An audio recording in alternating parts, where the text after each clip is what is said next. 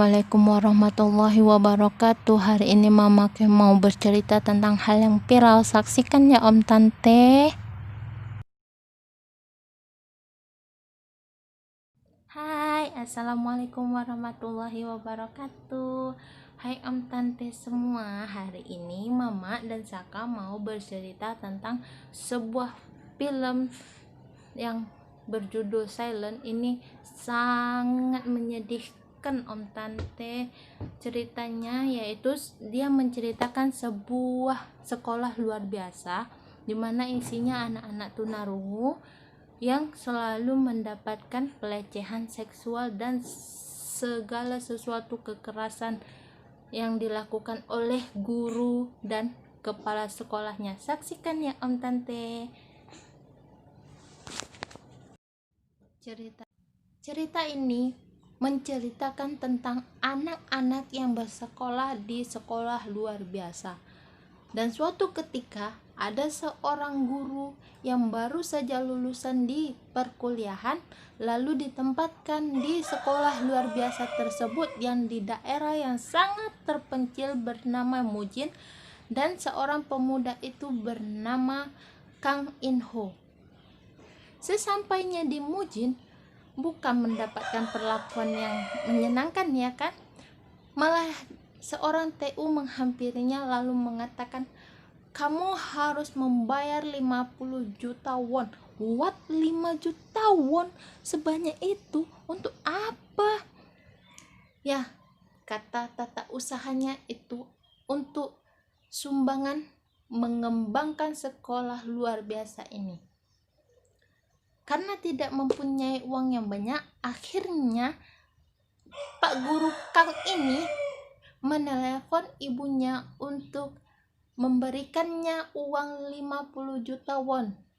Dan pada akhirnya sang ibu menjual rumah yang saat itu sedang ditempatinya.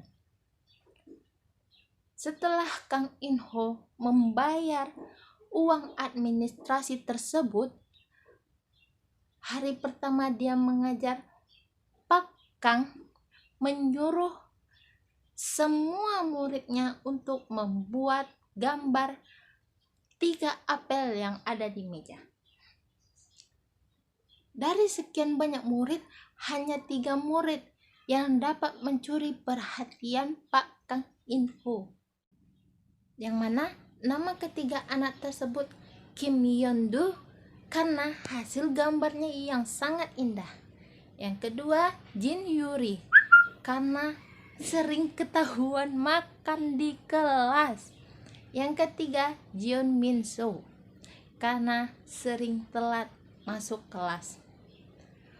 Pernah satu ketika Min So telat dan Pak Kang ingin memarahinya, akan tetapi Pak Kang terkejut dan terheran-heran, kok muka Min So banyak luka lebam.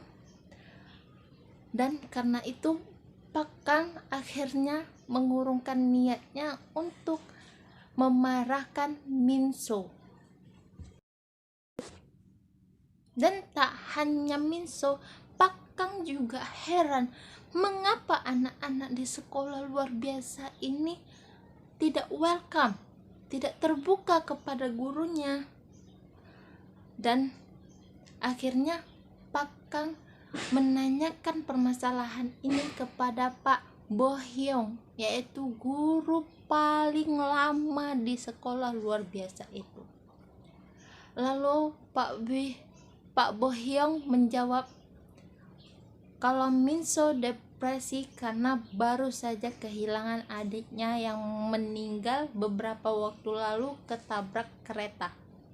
Lalu bagaimana dengan anak yang lain?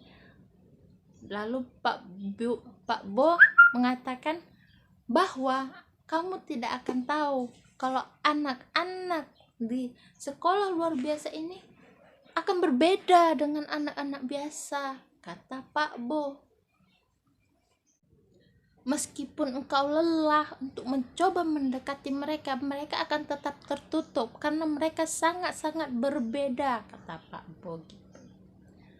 Oke, karena itu akhirnya Pak Kang pun menerima jawaban dari Pak Bo.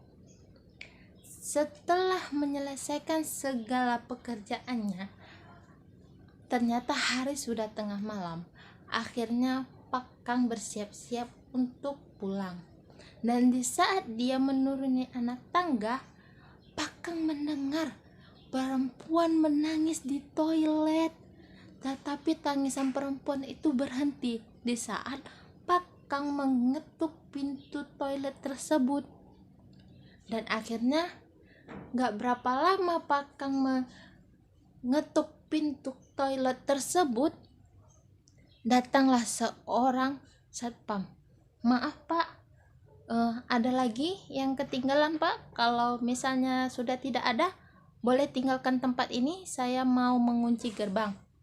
Karena mendengar perkataan satpam tersebut, akhirnya Pak Kang pun pulang dengan bertanya-tanya di dalam pemikirannya. Dan keesokan harinya, Pak Kang pergi lagi untuk mengajar. Tetapi Pak Kang dilihatkan lagi dengan hal yang aneh. Apa itu?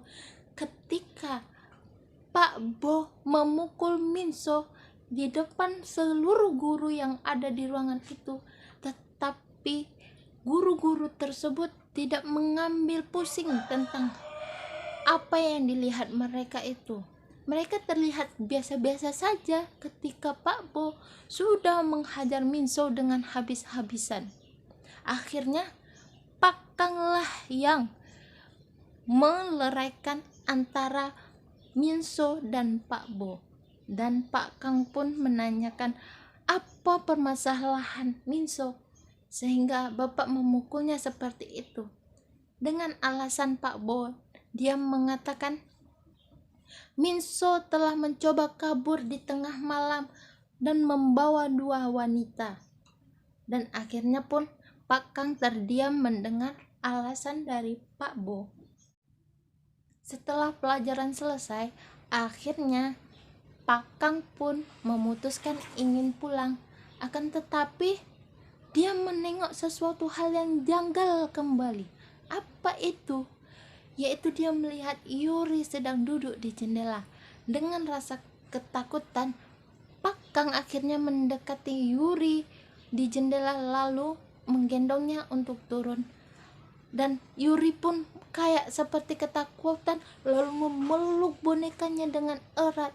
Karena melihat ekspresi Yuri seperti itu, akhirnya Pak Kang pun memutuskan untuk keluar dari kamar tersebut.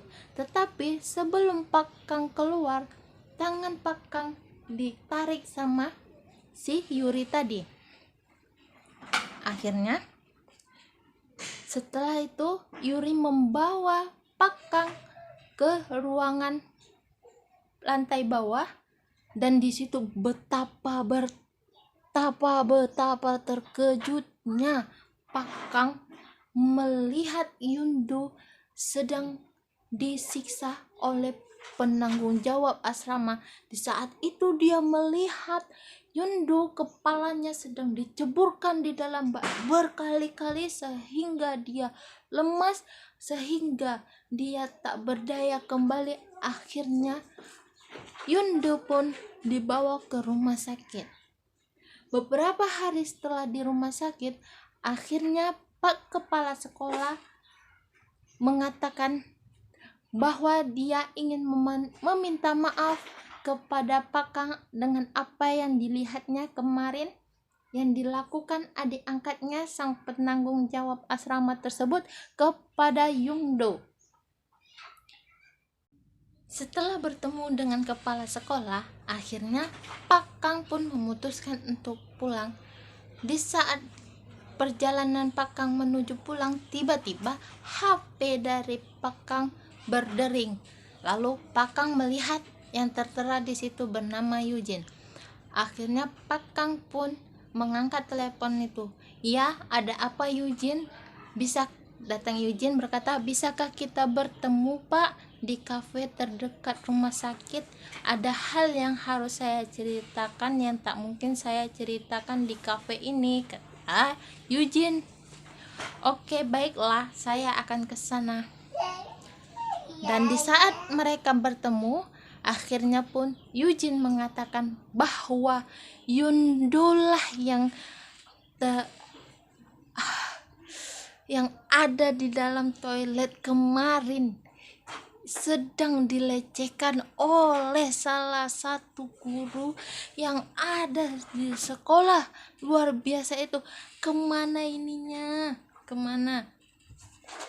Dan kalian mau tahu siapa guru yang saya bilang itu? Yaitu kepala sekolahnya sendiri yang melecehkan Yondo pada saat di toilet tersebut. Dan mengapa juga Yondo dicemplung-cemplungkan kepalanya oleh adik angkat atau penanggung jawab asrama tersebut? Karena sang penanggung jawab itu adalah pacar kepala sekolah itu sendiri. Makanya karena rasa cemburu yang membakar itu, akhirnya pun sang penanggung jawab itu melakukan hal tersebut kepada Yondo. Dan begitulah yang diceritakan Yondo kepada Eugene waktu Eugene menjaga si Yendo. Dan Pak Kang pun akhirnya berinisiatif untuk melaporkan kejadian ini kepada polisi. Tetapi sebelum Pak Kang melaporkan kejadian ini ke polisi, ternyata kejadian ini sudah diliput dan dilaporkan ke polisi. Tapi polisinya tahu para teman-teman, tahu kalian? Polisinya membalikkan keputusan kepada sekolah. Karena masalah ini udah sampai keluar sekolah, akhirnya murid-murid yang ada di dalam sekolah luar biasa itu dipukuli habis-habisan, dipukuli tanpa ampun. Akhirnya pun Pak Kang dan Eugene berinisiatif kembali untuk memvideokan setiap cerita anak SLB, apa saja yang mereka alami selama sekolah di sana. Dan akhirnya Yondolah yang pertama, dan dia menceritakan kisah mengapa dia sampai disiksa seperti itu oleh penanggung jawab asrama, bahwa dia telah dilecehkan oleh kepala sekolahnya sendiri. Dan si Yuri pun kaget, ternyata bukan dia saja, ternyata temannya Yondo pun merasakan. Tapi bedanya si Yuri ini dilecehkan di kantor kepala sekolah itu sendiri, dan bodohnya ada CCTV di ruangan kepala sekolah tersebut. Setelah memvideokan dari cerita anak-anak SLB tersebut, akhirnya pun Eugene pergi berkeliling untuk mencari lembaga yang mau meng-up berita tersebut. Tapi sayangnya tidak ada satupun lembaga pemerintahan yang mau. Mereka saling oper-operan. Eugene disuruh ke lembaga dinas sosial menyuruh ke polisi, dan begitulah seterusnya. Akhirnya di saat udah lelah, adalah suatu televisi swasta yang ingin mengangkat cerita dari anak-anak SLB tersebut.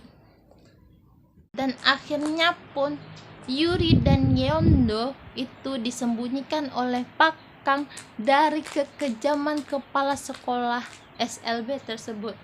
Tapi tidak dengan Minso. Minso masih tetap di dalam SLB tersebut. Akhirnya Minso lah yang menjadi bual-bualan oleh Pak Bo untuk menyiksanya, karena Pak Bo hanya dapat mencari tahu informasi kedua temannya itu melalui Minso, tapi Minso tetap membungkam dan tidak ingin memberitahu di mana keberadaan teman-temannya. Akhirnya dia tetap dipukuli, dan ketika Pak Bo Hyung menyeret Minso. Di situ tertabraklah dia sama Pakang di lorong sekolahan tersebut kan. Karena melihat kejadian itu, Pakang pun mengejar ke mana orang itu. Akhirnya di saat Pakang terus mengejar dan Pak Bohyong pun mendapatkan pemukul golok dan dia pun memukulkan itu ke kepala si Minso. Akhirnya pun kepala Minso berdarah. Setelah cerita yang tadi itu kan sudah dipublish sama TV swasta, akhirnya berita itu pun up. Dan akhirnya pun karena sudah up berita tersebut dan Pak Bohyong akhirnya dijadikan tersangka. Setelah Pak Bohyong ditetapkan sebagai tersangka, akhirnya pun sidang keesokan harinya dimulai. Di saat perdebatan yang sangat panjang antara pronya Pak Bohyong dan pronya anak tunarungu tidak menemukan titik terang, dan akhirnya sidang ditutup.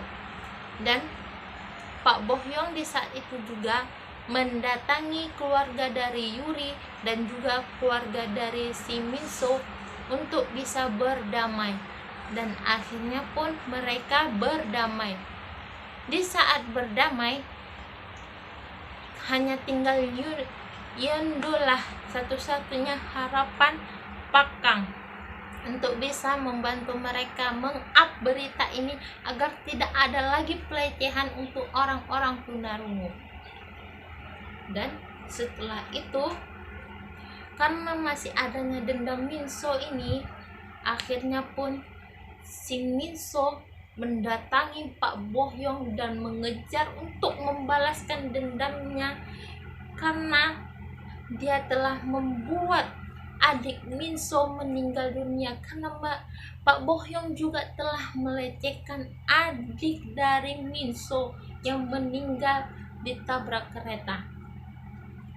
Dan akhirnya pun mereka kejar-kejaran dan di situ mereka berdua pun akhirnya tertabrak. Tapi tidak sampai di situ. Pakang pun akhirnya berusaha bersama Eugene dan Yeongdo untuk mengupkan berita ini sampai tuntas, dan akhirnya pun mereka menang dengan segala upaya yang mereka lakukan. Dan akhirnya pun Yeongdo mengatakan kepada Pakang bahwa sesungguhnya aku juga masih berharga sama seperti yang lain. Mungkin ceritanya terlalu panjang dan disinilah kita ambil hikmahnya. Jangan sekali-sekali kita melecehkan orang yang tidak sempurna karena harta dan jabatan kita. Cukup sekian, terima kasih. Assalamualaikum warahmatullahi wabarakatuh.